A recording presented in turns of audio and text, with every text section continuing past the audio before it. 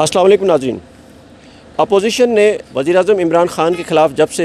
अदम एतमाद की तहरीक जमा कराई है, उसके बाद हमने देखा है कि हुकूमती इत्तेहाद और अपोजिशन की जानिब से काफ़ी कयास आराइयाँ की जा रही हैं।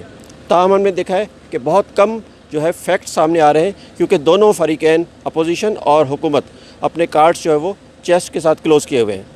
इस वक्त हम मौजूद हैं इस्लामाबाद के सिंध हाउस के बाहर, जहाँ आपने देखा कि सारा दिन आज सिंध हाउस जो है वो मीडिया की जीनत बना रहा। ये इसलिए भी हुआ कि कल सवात में वज़ीर-ए-आज़म इमरान ख़ान ने तकरीर करते हुए एक इल्ज़ाम लगाया, अपोजिशन ने पीटीआई के जो अरकान हैं उनको उनके सामने पैसे जो है वो पैसे की बोरियां खोल दी हैं। ताज़ा तरीन सूरत हाल क्या है, हम इस सिलसिले में हमने बात करते हैं। हमारे साथ मौजूद हैं सीनियर सहाफ़ी ग़ुलाम रसूल कुंबर साहब से, उनसे बात करते हैं। जी ग़ुलाम रसूल साहब, सबसे पहले तो ये बताएं आज सारा दिन क्या होता रहा है? देखें, आज जैसा ही वज़ीर-ए-आज़म इमरान ख़ान साहब ने कल जिस तरह आपने बताया कि यहाँ पर सिंध हाउस का ज़िक्र किया, बोरियों का ज़िक्र किया, पैसे का ज़िक्र किया, ख़रीद व फ़रोख्त का ज़िक्र किया, उसके बाद तमामी वफाकी वज़रा की जानिब से आज सुबह सवेर ही इस तरह के बयानात आना शुरू हो गए। पहले मरहले में शाह महमूद कुरैशी साहब ने प्रेस टॉक की, उसके बाद फवाद चौधरी साहब ने, बाकी दीगर वज़रा ने, तो उनका हदफ सिंध हाउस था। नतीजे में क्या हुआ कि सिंध हुकूमत के कुछ वज़रा हैं, की जानिब से सीनियर एंकर्स 4 से 5 थे, उन्हें मदऊ किया गया कि वो आएँ सिंध हाउस में और उन MNAs से मुलाकात करें जो MNAs सिंध हाउस में मौजूद हैं। तो राजा रियाज समेत चार तक के MNAs जो थे उनसे उनकी गुफ्तगू हुई। उन्होंने जब प्रोग्राम किए तो एक बहुत बड़ा हवा हो गया, पूरा मीडिया जो है चिल्लाने लगा,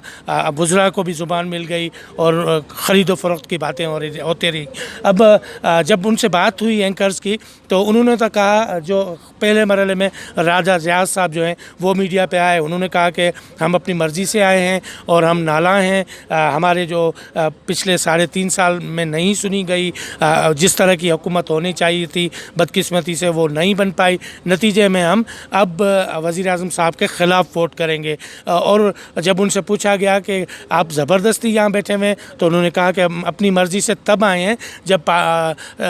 जो खासा रिसाल जो फोर्सेस थी उसकी JUI की वो जब गई है और जो पार्लियामेंट लाजिस का वाक़या पेश आया, 2 MNAs को तशद्दुद का निशाना बनाया गया, उसके बाद हमारी सिक्योरिटी के इश्यूज़ थे जिसकी वजह से हम लोग यहाँ पर सिंध हाउस में ख़ुद को महफूज समझ रहे थे, तो यहाँ पर आकर हम ठहरे। तो सवाल हुआ कि कितने लोग हैं, तो उस पर उन्होंने बताया कि हम 24 लोग जो हैं वो यहाँ सिंध हाउस में मौजूद हैं, लेकिन मीडिया पे तमाम के तमाम लोग नहीं आए। अब 11 नाम तो आ चुके हैं मंजर पे, उसमें सिंध से भी PTI के 2 मेंबरान हैं, खैबर पख्तूनख्वा से हैं, पंजाब के फैसलाबाद डिवीज़न से लोग हैं, तो वो 11 बंदों के लोग आए हैं। लेकिन 24 का अगर फिगर है तो आप तसव्वुर करें कि अदम एतमाद की तहरीक जो है वो यकीनी तौर पर कामयाब जाएगी। अगर इत्तेहादियों को अपोजिशन नहीं मिला पाती, हुकूमत की इत्तेहादी जमातों को, Q लीग, MQM और बाकी जमातों को, फिर भी जो है वो हुकूमत की शिकस्त हमें नज़र आ रही है। अब देखें आगे क्या होता है, लेकिन एक अफवाहें गर्दिश कर रही थी कि शायद सिंध हाउस पे जो है ना वो रेड हो, MNAs को बाहर लाया जाए। अगर यहाँ से MNAs चले जाते हैं तो अगर उन्हें गुम भी कर दिया जाता है तो अदम एतमाद में वो वोट नहीं कर पाएंगे। वही खौफ एक इनको भी है, पीपल्स पार्टी को भी है जो मेज़बान है यहाँ पर उन MNAs के हवाले से। बाकी दूसरी बात, अगर हम खैबर पख्तूनख्वा, बलूचिस्तान हाउस, उसके बाद बाकी जितने भी सूबे हैं उनके हाउसेस का देखें तो उसमें एक 20 से 25 एकड़ का एक रकबा होता है, उसमें उन्होंने ये हाउसेस बनाए हुए हैं। वहाँ पर तमाम इख्तियारात उस सूबे के होते हैं, पुलिस भी उनकी होती है, उस सूबे की होती है, जहाँ भी आप जिस सूबे के हाउस में जाएं। और वो महज इसलिए बनाए गए थे ताकि जुल्फ़िकार अली भुट्टो ने सिंध से ये 1973 में बनाया था ताकि गवर्नमेंट के मिनिस्टर्स आएँ, वज़ीर आला आएँ तो यहाँ ठहरें, अफसर जो आते हैं, चीफ सेक्रेटरी समेत वो भी यहाँ ठहरते हैं, इसलिए इस पर्पज़ के लिए बनाया गया था। तो अब यह कि यहाँ पर इख्तियार तो सिंध हुकूमत का है, तो किसी भी हवाले से अगर वफाकी पुलिस, इस्लामाबाद की पुलिस अगर रेड भी करना चाहे तो मेरे ख़्याल में उसके लिए बहुत सारी पाबंदियाँ होंगी कि वो कर پائے گی نہیں کر پائے گی، ایک نئی بحث ہے۔ بہرحال صورتحال اس وقت کشیدہ ہو چکی ہے۔ اس کے بعد وزیر اعظم صاحب نے ایک اجلاس بھی طلب کیا ہے، اسپیکر کو مدعو کیا کہ جو لوگ اپنی وفاداریاں تبدیل کر رہے ہیں ان کے ساتھ کیا بیہیو کیا جائے۔ قانوناً یہ ہے کہ آئین میں یہ درج ہے کہ جب تک وہ اپنی وفاداریاں تبدیل نہیں کر لیتے، ووٹ کاسٹ نہیں کر لیتے، تب تک ان کے خلاف کوئی کارروائی نہیں ہو سکتی۔ اچھا غلام رسول، یہ بتائیں کہ اب جب کہ کچھ اراکین جو کہ اس وقت یہاں پہ موجود ہیں پی ٹی آئی کے، ان کا موقف سامنے آ گیا ہے، تو اس کے بعد حکومت کا کوئی رد عمل سامنے آیا ہے؟ باضابطہ طور پر کوئی کسی حکومتی وزراء نے کوئی اسٹیٹمنٹ جاری کی ہو؟ صرف ایک فواد چودھری صاحب کا ٹویٹ آیا تھا اور اس میں انہوں نے خرید و فروخت کا ذکر کیا، گھوڑوں کا ذکر کیا کہ کس طرح فروخت ہو رہے ہیں۔ ایک بار پھر انہوں نے بوریوں بھرے پیسوں کا، تھیلوں کا ذکر کیا اور کہا کہ کس طرح جو ہے وہ منڈی لگائی گئی ہے اور ایک تمام چیزیں جو ہیں وہ سامنے آ گئی ہیں۔ لیکن جو جن لوگوں کے خدشات ہیں پی ٹی آئی حکومت سے، عمران خان صاحب سے، جو ان کے خدشات ہیں، جس حوالے سے ان کے اعتراضات ہیں، اس حوالے سے وہ جو موقف رکھ رہے ہیں اس کے رد عمل میں کوئی موقف حکومتی صفوں سے ابھی تک نہیں آیا۔ بہرحال ایک کشیدگی سی ہے، ایک فضا اس طرح کی بنی ہوئی ہے کہ جس طرح اساس اداروں کو بھی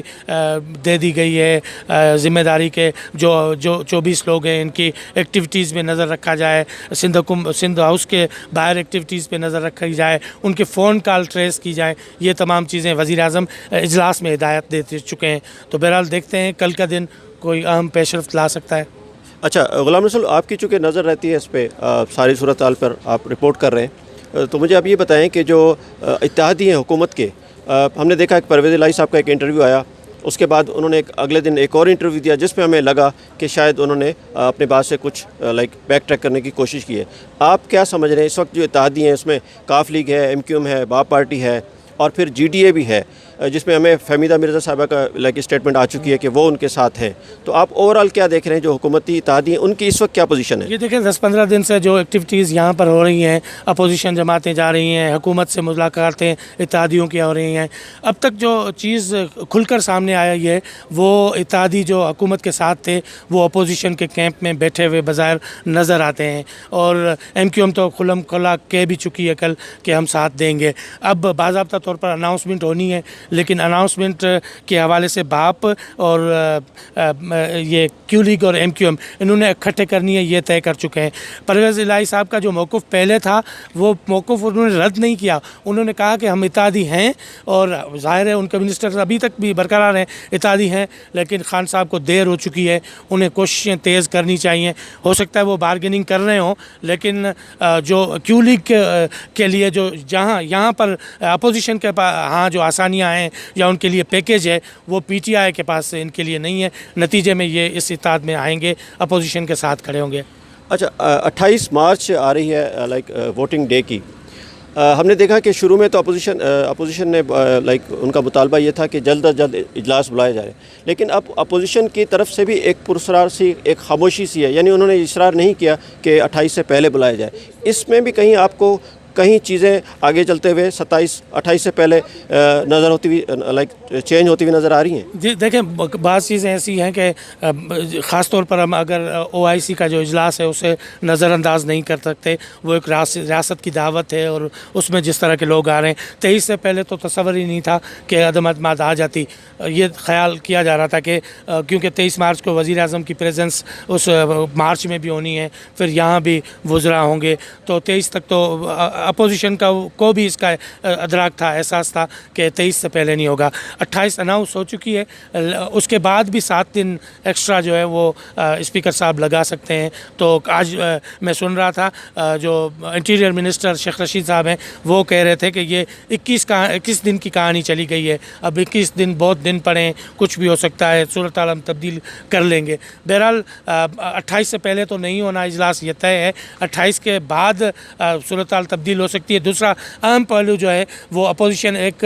مارچ کا اعلان کر چکی ہے، 25 کو شاہراہ دستور کو انہوں نے احتجاج وہاں پر دھرنا دینے کا اعلان کیا ہے۔ دوسری جانب حکومت 27 کو یہاں پہ جلسہ کرنے جا رہی ہے۔ تو اب دونوں فریقین کی جانب سے جو نرمی کا برتاؤ کیا جا رہا ہے۔ اپوزیشن کہہ رہی ہے کہ اگر حکومت اپنا وہ جلسہ واپس لے لیتی ہے تو ہم بھی کرنے کو تیار ہیں، لیکن ان دونوں کے درمیان ایک برج ہے،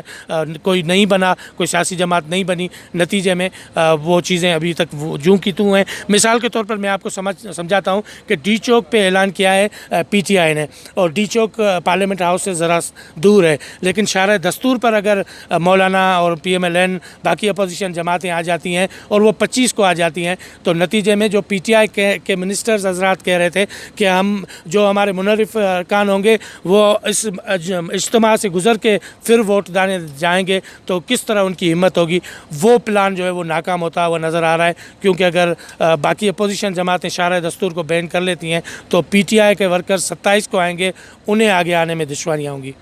आखिरी सवाल ये कि हुकूमत ने जो है बहरहाल एक टाइम गेन कर लिया है। पाकिस्तानी सियासत में कुछ भी कहा नहीं जा सकता, तो वो जो टाइम इनको मिला है, तो कहीं आपको हवाएं चेंज होती हुई नज़र आ रही हैं?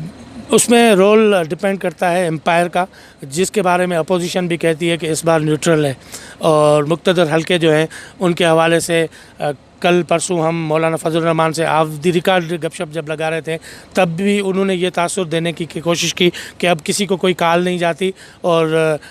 एम्पायर जो है वो न्यूट्रल हो चुका है। अगर ऐसा है तो